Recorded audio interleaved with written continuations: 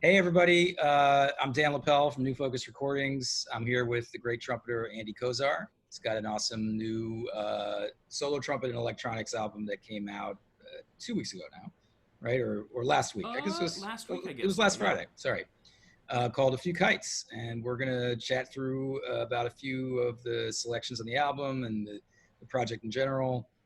So thanks so much, Andy, for joining. It's great to see you. Yeah. How's it? Likewise. How are you doing in Boston? Things are going all right. Things are good. Good. Have a little bit of space up here. Nice. So like the cucumbers are coming in the garden, and these sort of things are a nice when I'm not trying to furiously respond to emails or practice. It's nice to be able to go outside and see a thing happening. It's yeah. Well, silver linings are important right now, so that's Right. that's really good. So talk about this project in general. I think you first emailed me about this about a year ago.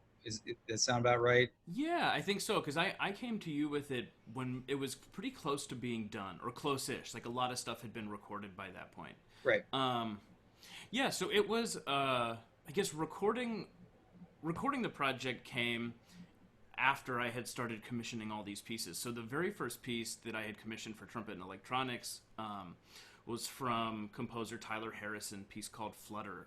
Uh, And this was way back. So Tyler and I were students together at Manhattan School of Music, which was actually where I met the Load Bang guys, right. and where Mivos Quartet formed, and Vicky Chow was in the program with us, and Andy Akiho was in the program. So it was like a really uh, great bunch of people that we were all sort of spending time with, and sort of feeding each other's like hunger for new music and new ideas and new ways of performing. So Great. yeah, so I had started commissioning these pieces back then, and it was a really satisfying project for me. For me personally, trumpet alone, unaccompanied trumpet, is not. It's just not super interesting to me. I don't love performing it. I don't love listening to it, even though there's of course, great performers and great pieces out there. Um, Working with electronics felt more like chamber music to me, which is really the kind of music that I think I probably enjoy playing most. Yeah. Um, and so, yeah, performing with electronics, it felt like there was another thing involved. There was something else that I was playing with. Sure. Um, Yeah. and then once, you get to a sort of like a critical mass point where you have all of these pieces and it felt like it was doing a recording of them was the next step, Yeah. so that these pieces can have, for posterity, so that these pieces can have sort of a life outside of live performance, but hopefully as a way to sort of spread um, the word about these new works or about trumpet and electronics generally, so that hopefully more players can start doing some of these pieces or can start commissioning some of their own pieces in Yeah. this way. Totally.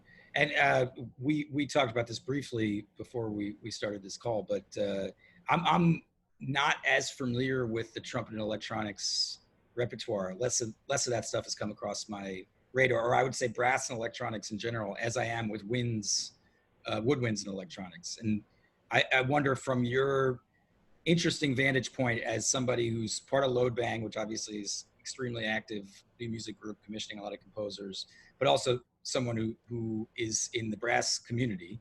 Uh, do you feel like uh, brass players have been a little bit slower to embrace the electroacoustic medium, or is it just my sort of weird bias here? I don't. Yeah, that's interesting. I would have to I don't want to say anything definitively because then, You'll find something else out later. Yeah. right. And I haven't done my homework in terms of comprehensive lists of pieces for trumpet and electronics versus other instruments and electronics. Yeah, of Um, course. but my feeling is that, at least personally, I hadn't seen a lot of it. Right, there's rep that exists for sure. Yeah. For instance, Stockhausen has a bunch of really interesting music, either for electronic trumpet and electronics, or for trumpet, some other things in electronics. Um, Mostly because his son is a fantastic trumpet player, so he wrote that repertoire for him. Cool. But yeah, there's not a ton of stuff outside of that. I know Helmut Uring has a really interesting Oh yeah. piece. Very Um, interesting composer. Yeah. Great, yeah, really very cool music, and it's a very very cool piece. I'm not sure if it's been recorded or not. But yeah, there wasn't a lot at least in terms of what I was aware of when I started recording and started commissioning these pieces. And I'm also still not aware of a ton of repertoire. There are certainly great players doing really interesting things, but I would say probably safely not as much as like some of our woodwind or string colleagues. It feels to me that brass, no, I don't think that it has necessarily as much to do with the players, but it may be more to do with sort of how we're perceived as solo instruments. Right. Are always a little bit like we're a little behind. Right. Right. So there's, in terms of like body of repertoire, or even unaccompanied repertoire, or contemporary music. But I think a lot of it maybe also stems back to the fact that like we don't have, if you play clarinet, you also have like Brahms to play. Like we don't, there's this huge gap in brass repertoire. That I think there's some catching up to do. Right. Well, this is obviously true for, I'm a guitarist, so it's true for guitar. Percussion sort of really accelerated starting in the 20th century, right? So but it gives us more motivation. So absolutely. It all evens out, It's kind of nice actually in a way that there's less baggage associated with it, right? So if you're doing something, whether it's like doing something with electronics as a trumpet player or a tuba player or whatever, or you're doing a group like Load Bang where there's no rep, there was literally no rep for it. It's, you have a clean slate. So you're not necessarily influenced by what other groups have done or what other composers have done. You're actually able to kind of start fresh with a thing. And you don't have to, when you're programming, you're not juggling, balancing standard rep, pre-existing stuff with what you've commissioned. It's like what you've commissioned is your whole This bag. is what it is. This is what I have. Right. Cool. Well, should we start listening to some stuff? Sure. You want to start with the first track on the album, the Quinn Collins track? You want to say a little bit about it before we play it? Yes. So this was a piece from, oh man, what's the date? Probably 2010 or so on this. So Quinn has been a buddy for a long time. So long that I don't remember how we actually met, but it was through the sort of Bang on a Can, Banglewood crowd. We weren't there at the same time, but had like a ton of mutual friends. And so Quinn wrote this piece for me, probably back in 2010 or so. It's a fixed media piece, so I'm playing on click track with it. It's like, it's like a new music karaoke kind of in that way. Sure. And the trumpet part is a real trip. It's really, really fun. It was clearly written by a person who didn't play trumpet, and so wrote without a regard for certain like things that are considered idiomatic or not idiomatic, which ended up being really, really fun and a big challenge to learn. But it's a very satisfying learn. Cool. So it also is clear to me in hearing it, Quinn's background as like a rock bassist and a rock musician. There's something a little metal about the piece. Nice. Here, let's check out an excerpt. Here we go. Great.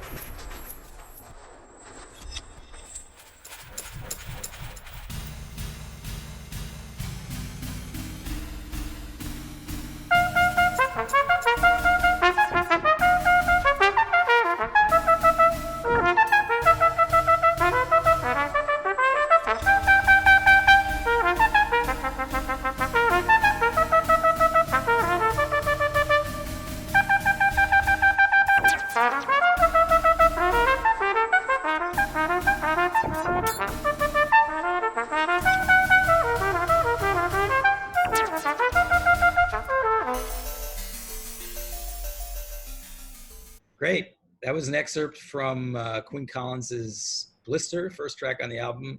It's cool. It's almost, there's parts of that piece where it feels like you're in a video game. Yeah, Like the totally. trumpeter is sort of navigating this environment, this electronics environment, like it's a video game a little bit. Yeah, I think that's fun. I never thought of it that way, but I like that. There's an element of the trumpet writing where it's because it's fast and angular. It has this kind of like you're sort of running away from something, right? And forced to be like really nimble in terms of how you navigate the music, navigate the part, navigate like playing. Yeah. In that way on an instrument that doesn't lend itself to playing in that way necessarily. Right. Yeah, it's a great way to start the album. You want to move to Paula's piece, Yeah, Paul Matheson's absolutely. piece. So this is on the imagined relations of night sounds and silent darkness. It's a great Yeah. title. Yeah, Uh, Paula always has amazing titles. I feel like yeah, all of her pieces have some really beautiful title, and I think a lot of them actually come from poetry yeah, that she's just reading and finds a thing that sounds lovely and finds ways to use that.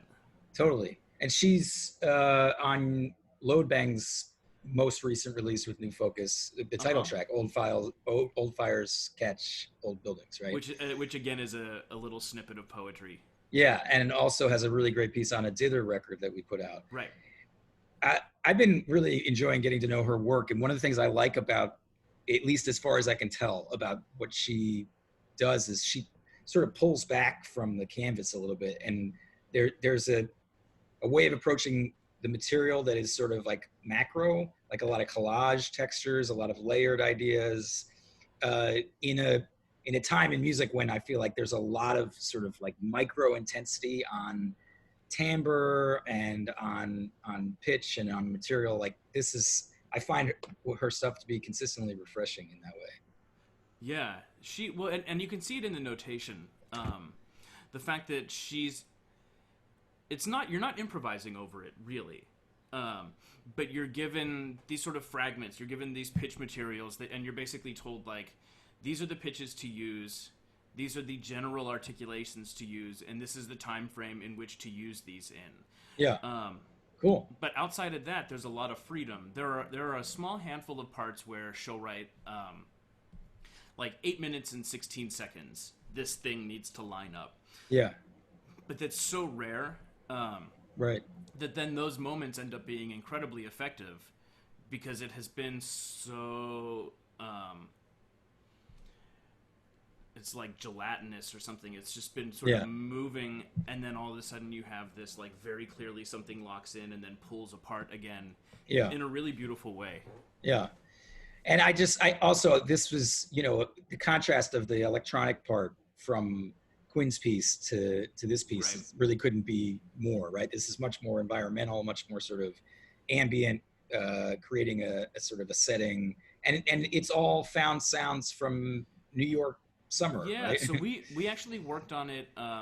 We worked on the recording of the found sound together. So what she did is she gave me a few fragments from Ives' Central Park in the Dark. Cool.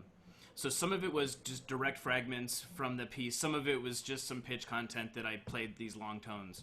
And so we went to Central Park a handful of times around dusk in the summer. Man, like 2007. No, sorry.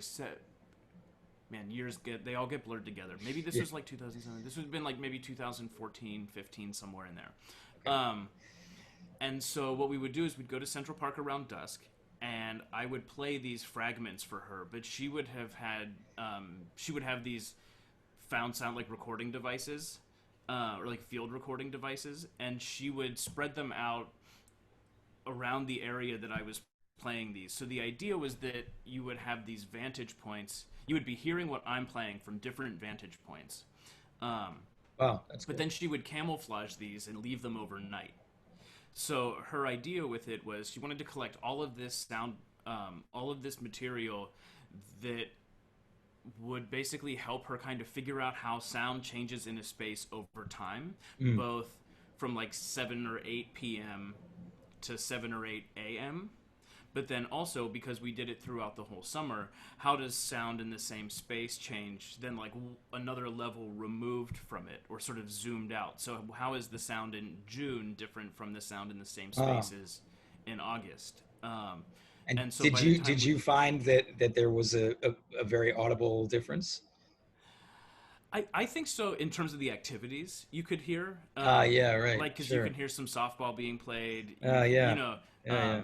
That's cool. there's a storm that you can hear that comes Right, through, which sounds very much like a summer right, thunderstorm. right. And then she took all of this material and sifted through all of it.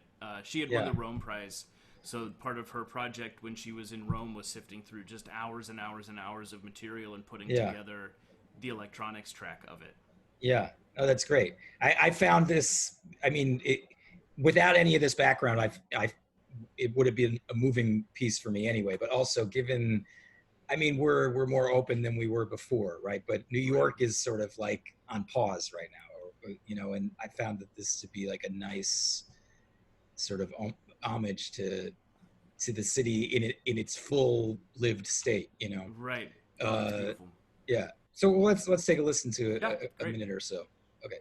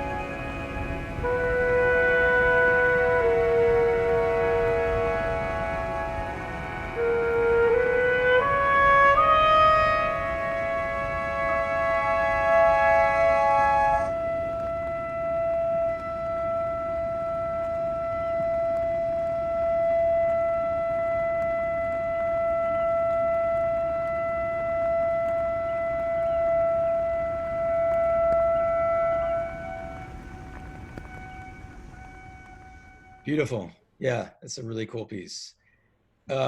So actually, let's move on to the next one.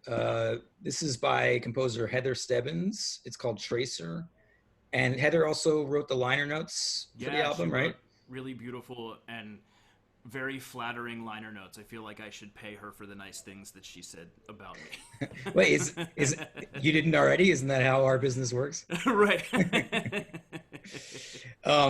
Cool. So this is a fixed media piece, also, right? Yeah, this is a fixed media one. I had asked her for a piece a couple years ago, and it came and we premiered it. It actually came early, which was really exciting. Wow, Uh, unprecedented. Unprecedented, yeah. So it came early, and we did the premiere actually earlier than planned, just because we had it and it was ready to go.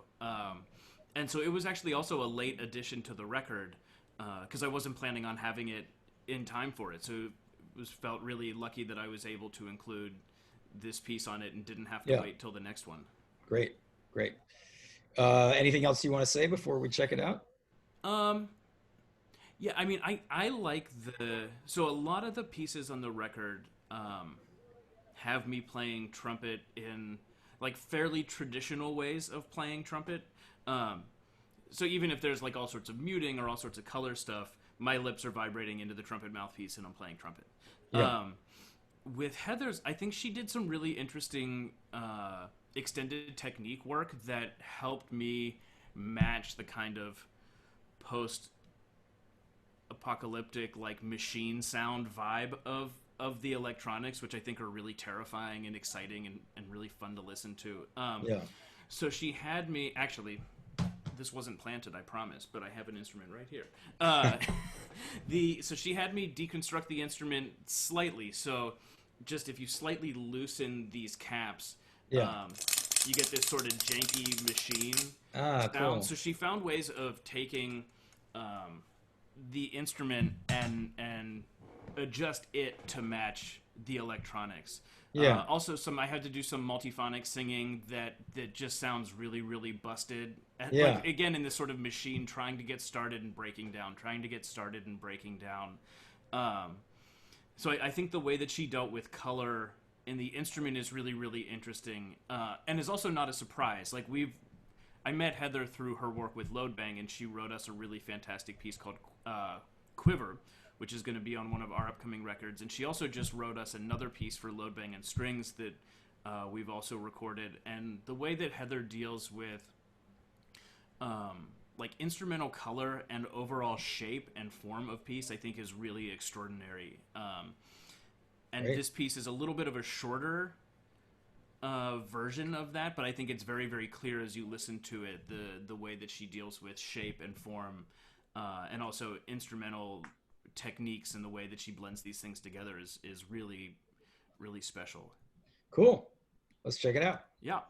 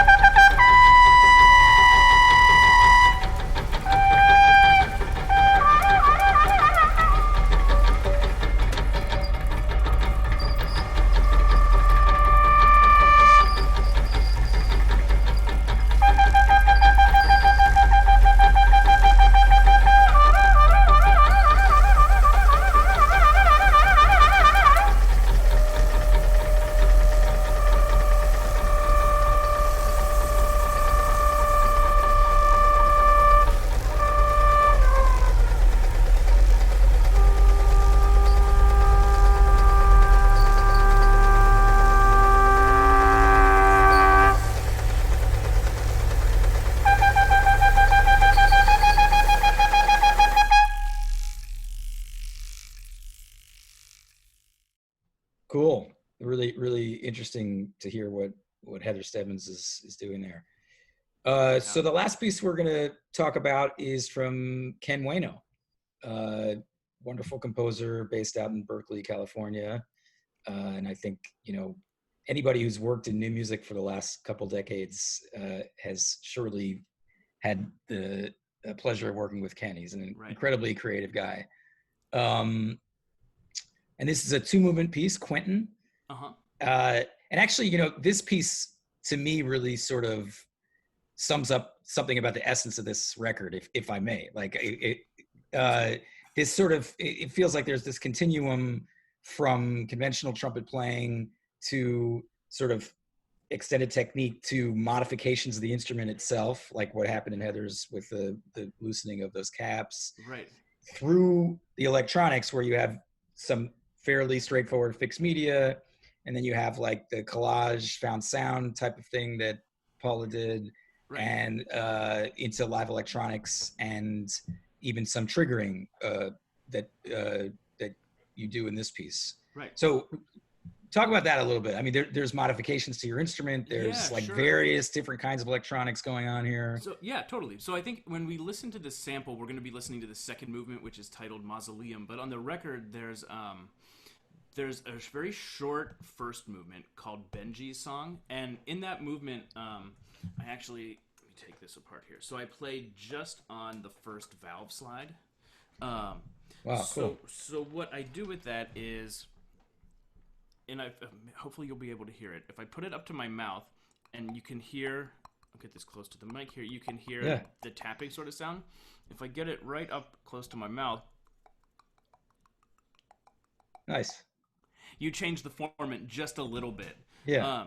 So he has me doing that, and then there's also ways of blowing into the pipe here that ends up. It's kind of like a pan flute, like the way that the instrument works a little bit.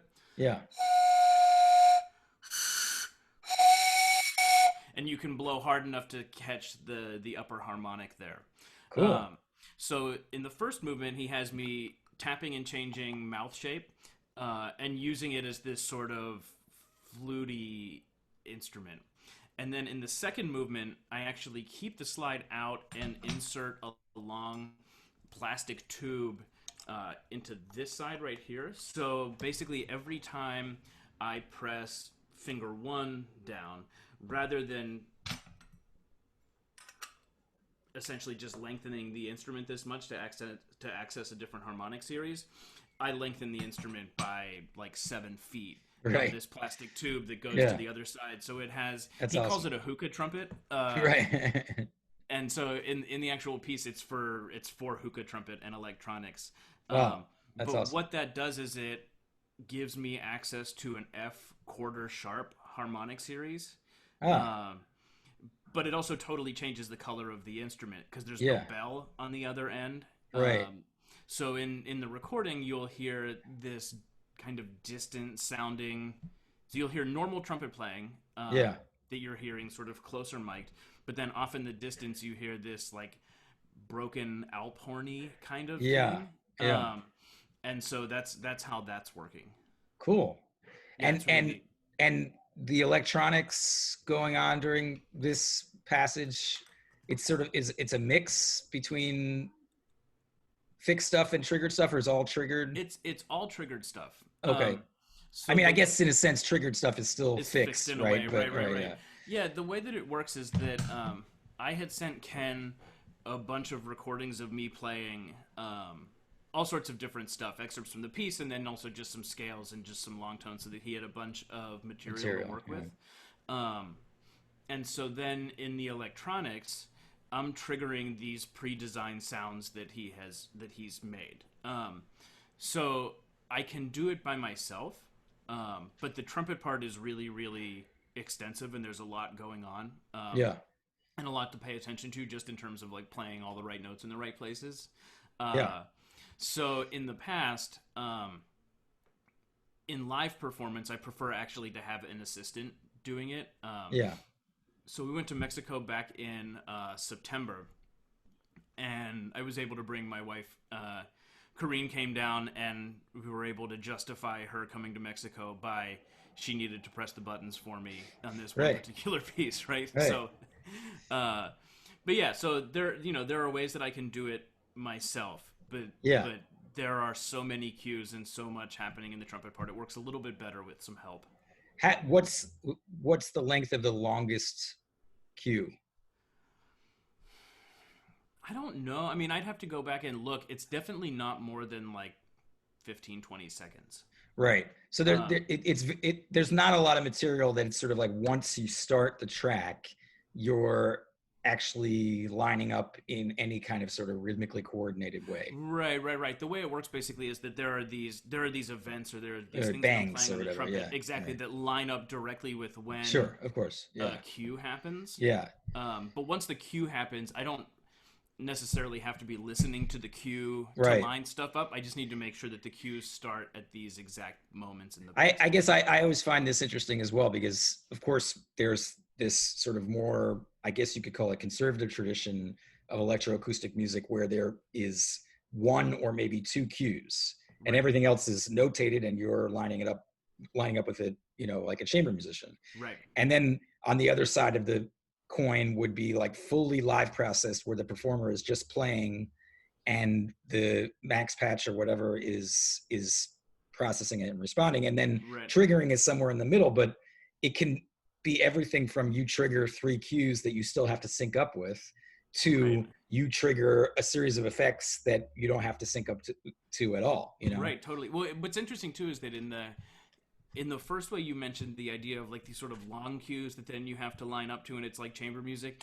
In this way, it actually kind of feels also like chamber music, but more in that I'm reacting to and connecting to whoever is running the electronics, Yeah, right. because their part is so active. I mean, there's like, I'd have to look, but there's dozens of cues, Right. that I'm also like trying to show what's Yeah. happening You're so that the coordinating person. the initial attack of all those cues. Right, Yeah. exactly. Which then also feels like chamber music Yeah, right. But in a in a different different way. way. Except the Yeah. person's their instrument is like they're running the computer portion Right. of it.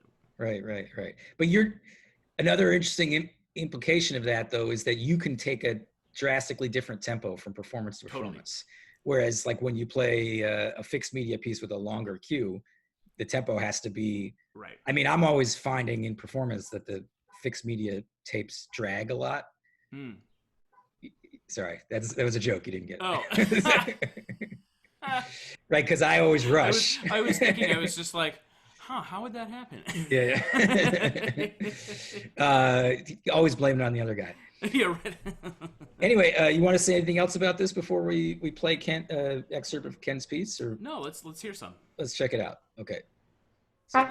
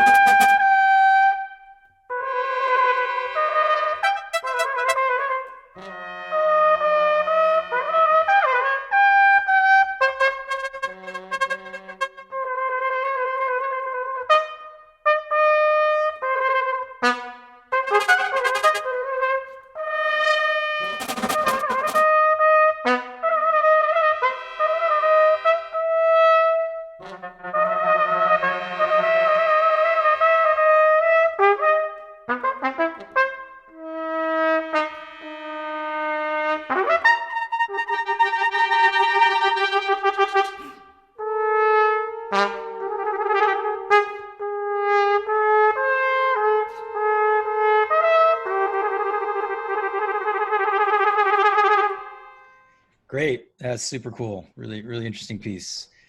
Cool. Well, it was great to talk to you, Andy, Yeah, and likewise. congratulations on this fantastic project. Oh no, and thank you for releasing it on New Focus, and for, Our sort of pleasure. all of the, like, the continuous stream of amazing things coming out.